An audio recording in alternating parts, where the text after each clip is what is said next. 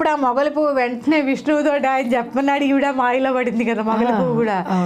ప్రభు బ్రహ్మదేవుడు ఈ మహాలింగం పైకొన్ని చూశాడు, మాట యథార్థము, శివభక్తులు శివుడికి నన్ను సమర్పించగా ఈ లింగం తలపై ఉన్న నన్ను బ్రహ్మదేవుడిని దగ్గరికి తీసుకొచ్చాడు, ఇది సత్యము అని చెప్పి మొగలి పువ్వు గారు చెప్పింది. ఇది విన్న విష్ణువు అసహనంతో ఈ విషయం పరమేశ్వరుడే వచ్చి చెప్తే గాని నేను నమ్మను అన్నాడట. ఒప్పుకోవట్లే ఆయన, అది తెలుసు కదా. మరి అపజయం ఒప్పుకుంటే ఈయన కీర్తించబడతాడు కదా. ఇంతలో పరమేశ్వరుడు వారి మధ్య ప్రత్యక్షం అయ్యాడు. ఇప్పుడు హరిహర బ్రహ్మలు ముగ్గురు ఉన్నారు.